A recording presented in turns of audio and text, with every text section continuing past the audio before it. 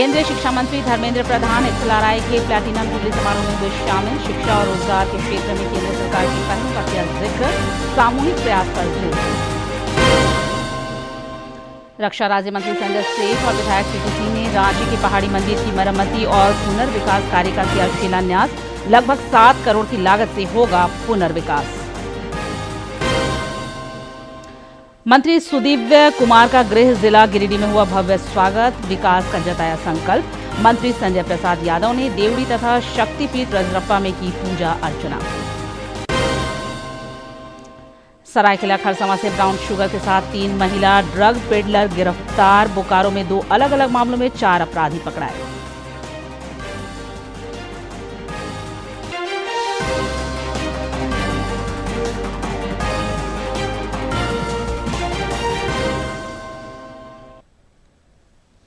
नमस्कार, खबरें झारखंड में आपका स्वागत है। मैं हूं निशा दीपिका सोरेन और अब समाचार विस्तार से। राष्ट्रपति द्रौपदी मुर्मू ने आज झारखंड और ओडिशा को रेल परियोजनाओं की बड़ी सौगात दी। ओडिशा दौरे के क्रम में उन्होंने बंगरीपोशी में आयोजित समारोह के दौरान 3 नई रेल लाइनों का शिलान्यास किया। राष्ट्रपति ने इस दौरान अपने संबोधन में भरोसा जताया कि इससे ओडिशा और झारखंड के लोगों को आवागमन में काफी सुविधा होगी।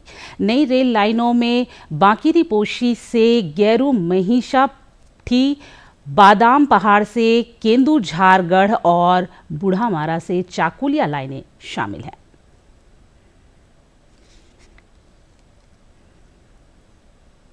राष्ट्रपति द्रौपदी मुर्मू के 5 दिवसीय ओडिशा दौरे का आज आखिरी दिन है। राष्ट्रपति ने आज ओडिशा में 3 नई रेल लाइन परियोजनाओं का शिलान्यास किया।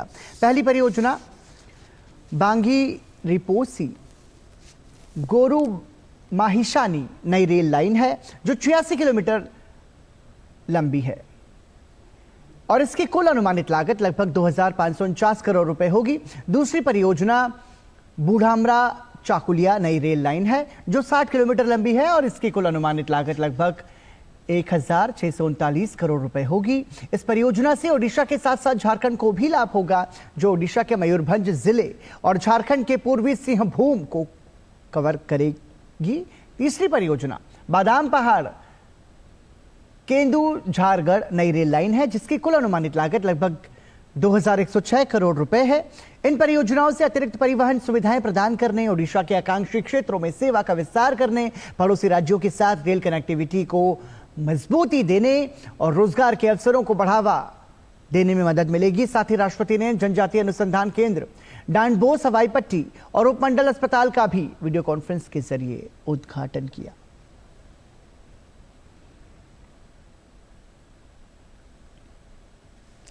केंद्रीय शिक्षा मंत्री धर्मेंद्र प्रधान आज जमशेदपुर XLRI के प्लैटिनम जुबली समारोह में शामिल हुए।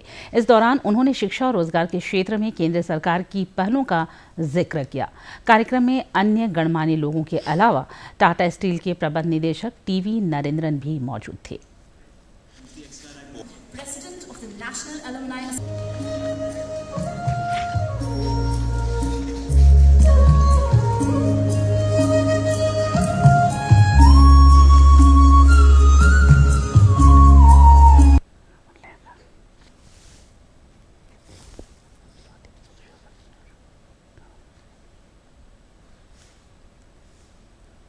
केंद्रीय स्वास्थ्य मंत्री JP नड्डा ने आज हरियाणा के पंचकूला से टीबी उन्मूलन को लेकर देशव्यापी 100 दिवसीय विशेष अभियान की शुरुआत की।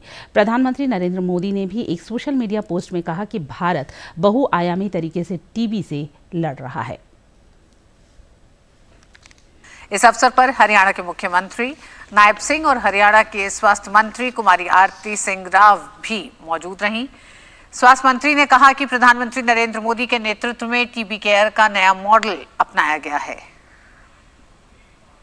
ये 100 दिन का कार्यक्रम है और ये फोकस्ड कार्यक्रम है और इसलिए हम लोगों ने 347 जिले जो जहां टीबी का प्रकोप और टीबी का प्रेवलेंस ज्यादा है, वहां हम लोगों ने फोकस करके इस कार्यक्रम को लेने का तय किया है और तीव्र गति से, एक्सेलरेटेड तरीके से हम डिटेक्शन, टेस्ट, ट्रीटमेंट और उसके सपोर्टिव जो हमारे स्ट्रैटेजीज हैं उन सारे सपोर्टिव स्ट्रेटजीज को आगे बढ़ाने का काम किया है।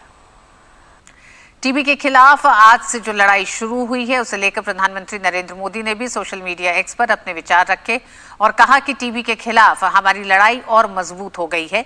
टीबी को हराने के लिए सामूहिक भावना से प्रेरित होकर यह अभियान आज से शुरू किया गया है।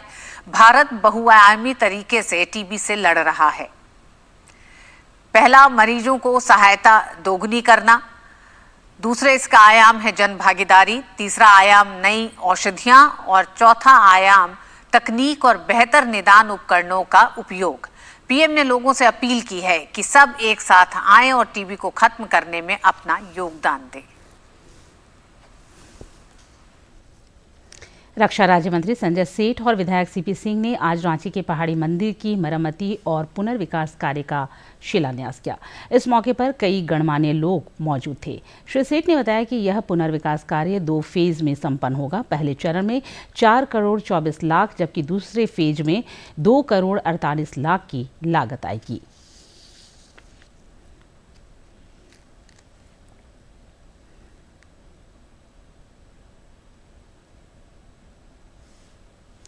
नगर विकास, आवास और पर्यटन मंत्री सुदिव्य कुमार आज मंत्री बनने के बाद पहली बार अपने गृह नगर गिरिडीह पहुंचे, जहां उनका गर्मजोशी से स्वागत हुआ। इस दौरान उन्होंने राज्य और विधानसभा क्षेत्र के विकास की प्रतिबद्धता दोहराई। श्री कुमार ने विभाग में बेहतर कार्य संस्कृति के साथ काम करने पर जोर दिया।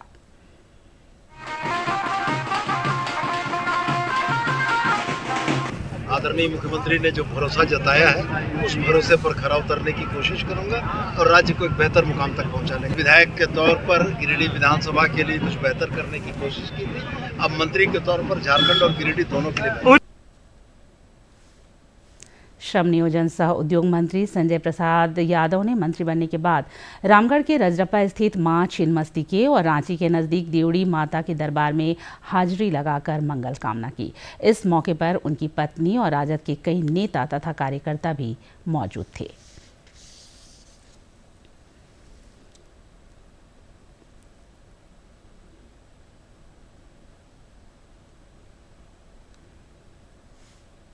झामुमो के केंद्रीय महासचिव सुप्रियो भट्टाचार्य ने आज रांची में प्रेस वार्ता आयोजित कर कहा कि मुख्यमंत्री हेमंत सोरेन के नेतृत्व में समावेशी मंत्रिमंडल का गठन किया गया है, जो विकास को नया आयाम देगी।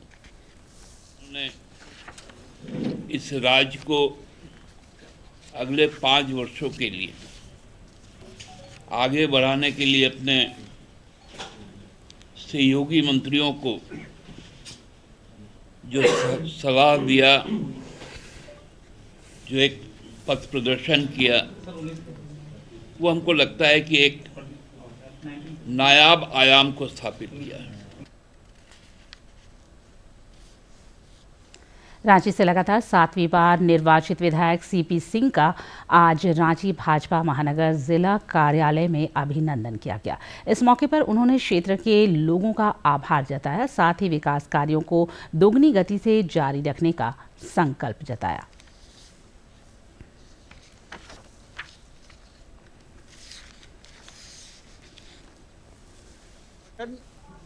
कि जनता की तो बात छोड़ दीजिए, रांची विधानसभा की जनता ने मुझे 7वीं बार चुनाव जिताया।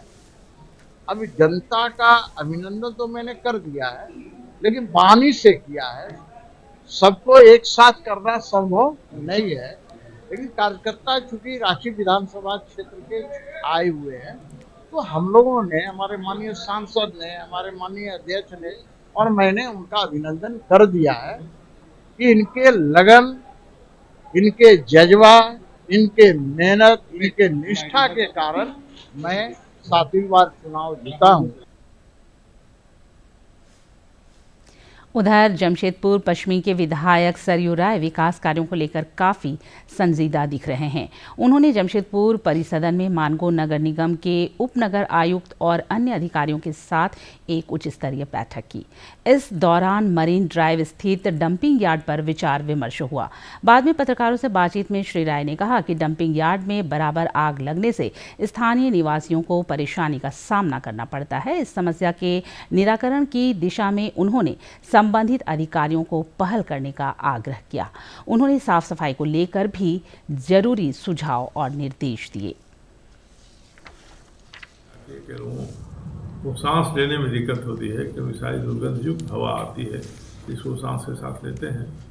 तो अब ये काम करें कि भाई हम इसको सही तरीके से करेंगे। वो हो नहीं रहा है, यही परेशानी है। और इसके लिए भी मैंने नगर निगम के अधिकारियों को कहा है कि कोई भी सफाई का काम करे, कोई भी आपका ड्रेनेज का काम करे, मगर सबका देखभाल करने का जिम्मेदार संस्था के नाते मानगुण नगर निगम है। तो मानगुण नगर निगम को मुआयना करना चाहिए, ध्यान देना चाहिए। मुख्यमंत्री हेमंत सोरेन और विधायक कल्पना सोरेन से आज रांची के कांके रोड स्थित मुख्यमंत्री आवासीय परिसर में राज्य के विभिन्न जिलों से पहुंची पोषण सखी दीदियों ने मुलाकात कर उन्हें बधाई दी।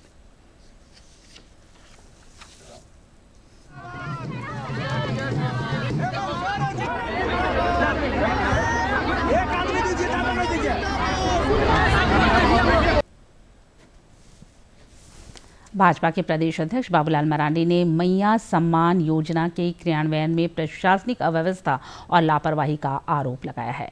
एक सोशल मीडिया पोस्ट में उन्होंने कहा कि हजारीबाग सहित पूरे झारखंड में महिलाएं मैया सम्मान योजना के तहत मिलने वाली राशि के लिए अंचल कार्यालयों के चक्कर लगाने को मजबूर हैं। भाजपा प्रदेश अध्यक्ष ने कहा कि योजना के तहत प्रति माह 2500 रुपये देने का प्रावधान है, लेकिन अधिकांश महिलाओं को राशि मिलना तो दूर, आवेदन स्वीकृति की स्थिति तक स्पष्ट नहीं है। इससे झारखंड की सभी माताएं बहनें परेशान हो रही हैं।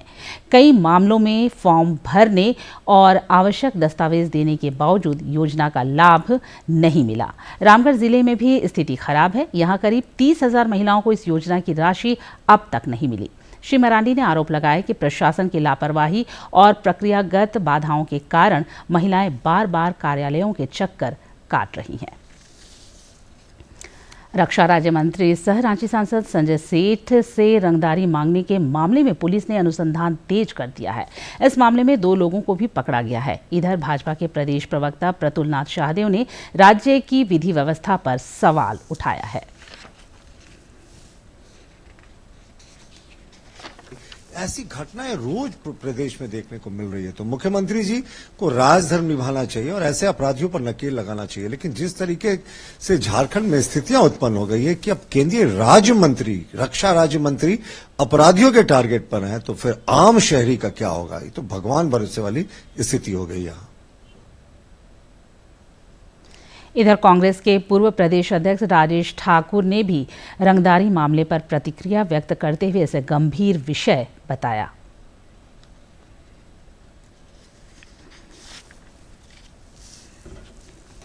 हमें लगता है जितना संजीदा हम लोग बड़े लोगों के लिए होते हैं, उतना ही संजीदा आम लोगों के लिए भी होना चाहिए।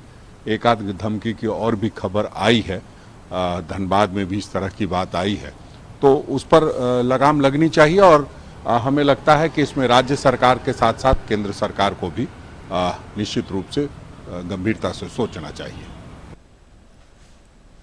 झामुमो के प्रदेश प्रवक्ता मनोज पांडे ने इसे जांच का विषय बताया। उन्होंने कहा कि पुलिस जांच में ही सच्चाई सामने आ सकेगी। देखिए, एक फोन कॉल चला जाना या धमकी अब किस व्यक्ति ने किया, क्यों किया, कोई सिरफिरा है, कोई अपराधी है, ये तो पता चल जाएगा। अभी तो मामला दर्ज हुआ है, मुझे लगता है दिल्ली पुलिस के पास दर्ज हुआ है, झारखंड पुलिस सहयोग करेगी। और मुझे लगता है ऐसी जो भी हरकत कर रहा है वो कोई सिरफिरा व्यक्ति हो सकता है। संताल भाषियों के लिए खुशखबरी है। केंद्रीय सूचना और प्रसारण मंत्री अश्विनी वैष्णव ने बताया कि दूरदर्शन पर अगले सप्ताह से हर हफ्ते संताली भाषा में समाचार से जुड़े कार्यक्रम का प्रसारण होगा। प्रधानमंत्री श्री नरेंद्र मोदी जी आदिवासी समुदाय के लिए, आदिवासी समाज के लिए प्रतिबद्ध है और इसीलिए दूरदर्शन में हफ्ते में, वीक में एक बार संथाली भाषा में न्यूज़ का कार्यक्रम अगले हफ्ते से आरंभ होगा। जो कि बहुत बड़ा एक लंबे समय से आदिवासी भाषा को, संताली भाषा को एक समग्र रूप से आगे बढ़ाने का एक प्रयास है। केंद्रीय मंत्री सह कोडरमा सांसद अन्नपूर्णा देवी ने केंद्रीय कैबिनेट द्वारा स्वीकृत 85 नए केंद्रीय विद्यालयों में कोडरमा लोकसभा क्षेत्र के धनवार सहित झारखंड में 2 केंद्रीय विद्यालयों की मंजूरी के लिए प्रधानमंत्री नरेंद्र मोदी और शिक्षा मंत्री धर्मेंद्र प्रधान का आभार जताया है। अन्नपूर्णा देवी ने बताया कि कोडरमा लोकसभा क्षेत्र में धनवार प्रखंड में 1 जबकि लातेहार जिले के बरवाडी में 1 केंद्रीय विद्यालय खोलने की मंजूरी मिली है।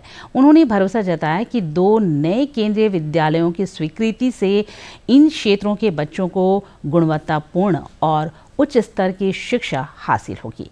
साथ ही अनेक लोगों के लिए रोजगार के अवसर भी सृजित होंगे।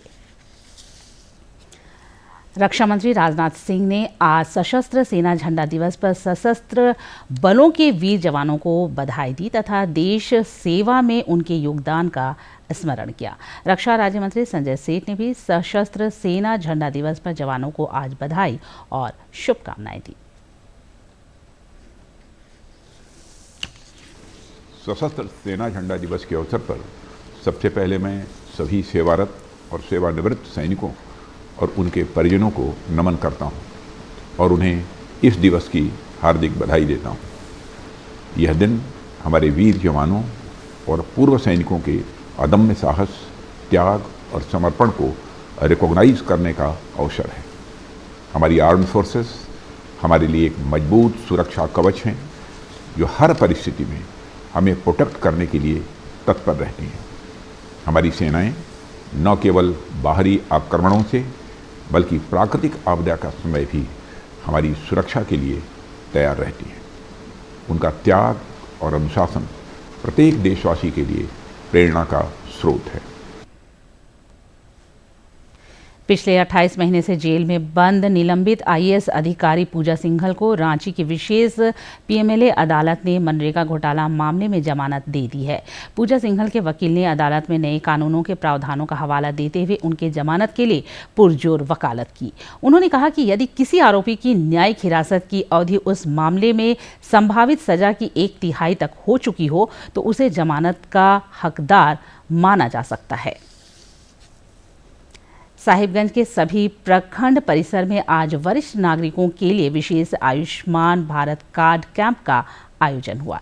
इस दौरान बड़ी संख्या में लाभार्थियों के आयुष्मान कार्ड बनाए गए।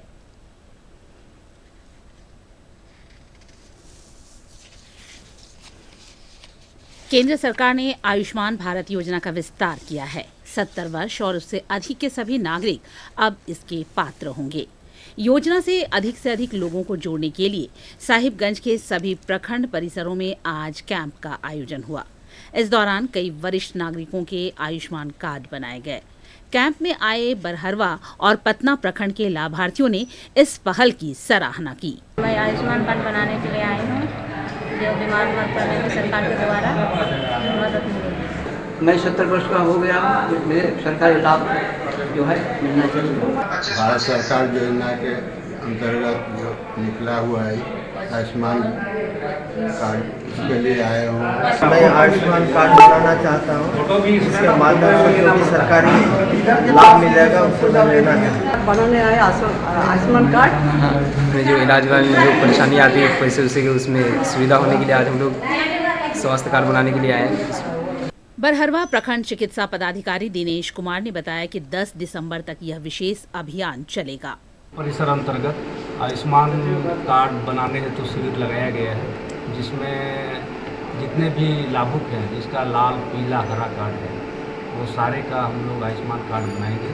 जितने भी लोग आ रहे हैं उनका हम लोग बना रहे हैं और अस्पताल में भी हम लोग का बन रहा है, लेकिन ये 7 से 10 तक हम लोग प्रखंड परिसर में आयुष्मान कार्ड शिविर का आयोजन करेंगे। वहीं पतना प्रखंड विकास पदाधिकारी देवेश कुमार द्विवेदी ने लोगों से आयुष्मान भारत कार्ड कैंप का लाभ उठाने की अपील की। वैसे व्यक्ति जिनका अभी तक आयुष्मान कार्ड नहीं बना है उन लोगों के लिए 7 दिसंबर 2024 से लेकर के 10 दिसंबर 2024 तक विशेष शिविर आयोजित किया गया है और यह शिविर प्रत्येक प्रखंड मुख्यालय में आयोजित होना है। उसी क्रम में पतना प्रखंड मुख्यालय में भी शिविर का आयोजन हुआ है, जिसमें लोग आकर के अपना आयुष्मान कार्ड बनवा सकते हैं। समाज के वंचित और असहाय लोगों के लिए निश्चित रूप से आयुष्मान भारत योजना वरदान साबित हुआ है। अब इस कड़ी में 70 वर्ष और उससे अधिक के नागरिकों को भी जोड़ा गया है, जिससे वरिष्ठ नागरिकों को उपचार कराने में काफी सुविधा होगी और उन पर आर्थिक बोझ भी नहीं पड़ेगा। साहिबगंज से संजय गुप्ता की रिपोर्ट। कल से राज्य भर में 3 दिवसीय विशेष पोलियो रोधी अभियान चलाया जाएगा। साहिबगंज उपायुक्त हेमंत सती ने बताया कि कल शिविरों में 5 साल तक के बच्चों को पोलियो खुराक दी जाएगी और 9 तथा 10 दिसंबर को घर घर पोलियो रोधी खुराक पिलाई जाएगी।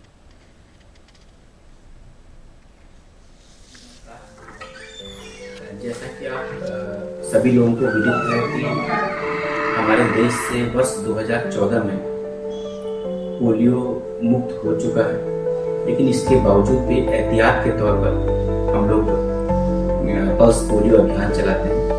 इसी क्रम में संपूर्ण राज्य स्तर में 8, 9 और 10 तारीख को पल्स पोलियो की खुराक पिलवाई जाएगी। 8 तारीख को हमारे पूरे जिले में लगभग 1325 के आसपास बूथ बने हुए हैं। उन बूथ पर जाकर के जितने भी 5 वर्ष से कम आयु के बच्चे हैं उनको पोलियो की खुराक पिलाई जाएगी और 9 और 10 को हाउस टू हाउस जाकर के हमारे हेल्थ की जो कैडर है उसके माध्यम से पल्स पोलियो की खुराक पिलाई जाएगी। मैं अपने समस्त जिलावासियों से ये अपील करता हूँ कि वे जो भी 5 वर्ष से कम आयु के बच्चे हैं उनके माता पिता को इस अभियान के बारे में बताएं और हमारे जो पूरी एडमिनिस्ट्रेशन की टीम है वो एडमिनिस्ट्रेशन की टीम इस अभियान को सफल करने में तल्लीन है और मेरा पूरा विश्वास है कि जो पोलियो का वायरस है वो वायरस हमारे आसपास भी नहीं आ सकेगा और हम लोग पोलियो मुक्त भारत का जो स्थापित किया है हम लोगों ने वो कंटिन्यू है। इधर पाकुड़ में पोलियो अभियान की सफलता के लिए स्वास्थ्य कर्मियों और चिकित्सकों ने जागरूकता रैली निकाली।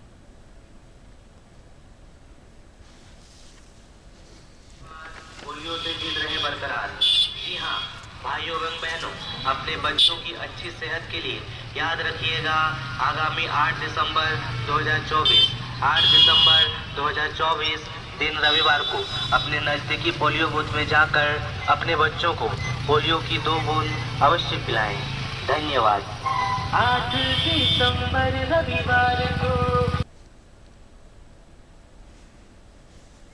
सरायकेला खरसावां अंतर्गत आदित्यपुर में पुलिस ने मुस्लिम बस्ती में छापामारी कर मादक पदार्थों की तस्करी के आरोप में 3 महिलाओं को गिरफ्तार किया है। इनके पास से तकरीबन 7 लाख रुपए मूल्य के ब्राउन शुगर बरामद किए गए हैं। पुलिस अधीक्षक मुकेश कुमार लुनायत ने बताया कि गुप्त सूचना के आधार पर पुलिस ने यह छापेमारी अभियान चलाया जिसमें यह सफलता मिली।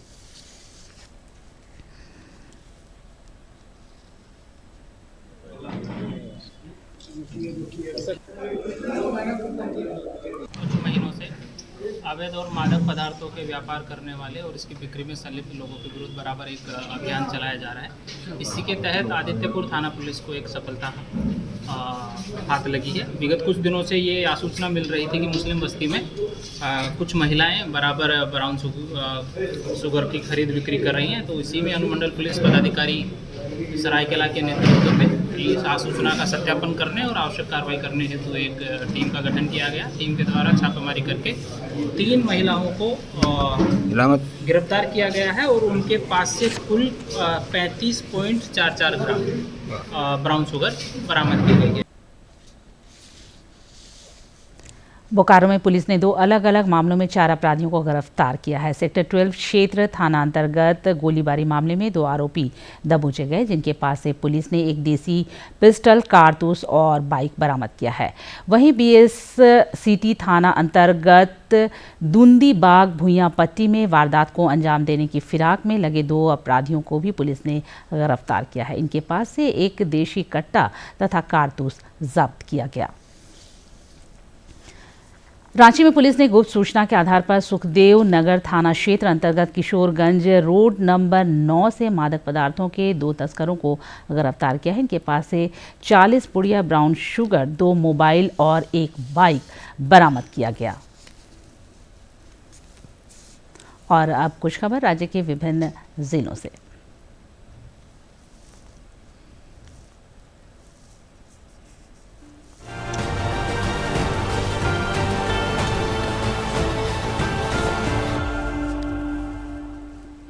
केंद्रीय मंत्री सह कोडरमा सांसद अन्नपूर्णा देवी ने सशस्त्र बलों के वीर जवानों और उनके परिजनों को सशस्त्र सेना झंडा दिवस की हार्दिक बधाई और शुभकामनाएं दी हैं।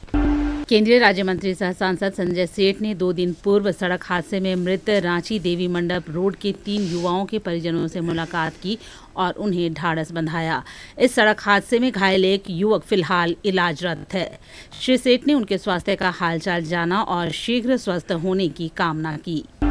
केंद्रीय राज्य मंत्री सह रांची सांसद संजय सेठ ने आज अपने आवास पर पार्टी कार्यकर्ताओं और नागरिकों से मुलाकात तथा संवाद किया। इस दौरान उन्होंने सामूहिक प्रयास से विकास को नया आयाम देने की प्रतिबद्धता दोहराई। देवघर अंतर्गत सारठ प्रखंड स्थित पत्थरडा गांव निवासी स्वतंत्रता सेनानी 102 वर्षीय काली चरण तिवारी का निधन हो गया। जिला प्रशासन की ओर से पुष्प चक्र अर्पित कर उन्हें श्रद्धांजलि अर्पित की गई। रांची के नगर आयुक्त संदीप सिंह ने रांची में मुख्यमंत्री हेमंत सोरेन से शिष्टाचार मुलाकात की। इस दौरान उन्होंने सीएम को पुस्तक भेंट की। रांची के नगर आयुक्त संदीप सिंह ने रांची नगर निगम के पदाधिकारियों और निबंधित वास्तुविद के साथ बैठक कर राजधानी के सतत विकास के लिए विचार विमर्श किया। इस दौरान आधारभूत संरचना के विकास और वर्तमान में आ रही कठिनाइयों पर विस्तृत चर्चा भी की गई। नगर आयुक्त ने कई सुझाव और निर्देश दिए।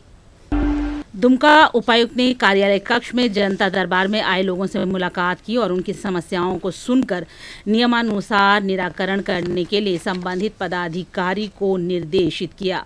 उपायुक्त ने योग्य लाभुकों को सरकार की जन कल्याणकारी योजनाओं से जोड़ने की भी हिदायत दी। पाकुड़ उपायुक्त ने ईवीएम वेयर हाउस का निरीक्षण किया। इस दौरान उन्होंने ईवीएम वेयर हाउस के विधि व्यवस्था से संबंधित आवश्यक पहलुओं की जांच की। साथ ही ईवीएम मशीन, सीसीटीवी कैमरे और अन्य उपकरणों की स्थिति तथा रखरखाव का जायजा लिया। साहिबगंज और अंत में मुख्य समाचार एक बार फिर।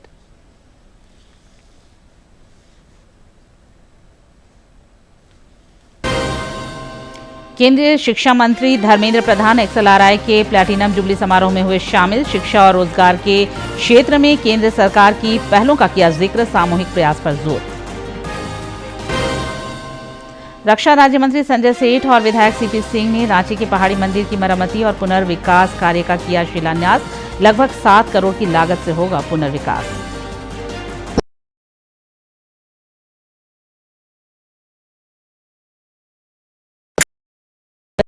विकास का जताया संकल्प। मंत्री संजय प्रसाद यादव ने देवड़ी तथा शक्तिपीठ रजरप्पा में की पूजा अर्चना। सरायकेला खरसावां से ब्राउन शुगर के साथ 3 महिला ड्रग पेडलर गिरफ्तार। बोकारो में 2 अलग अलग मामलों में 4 अपराधी पकड़ाए।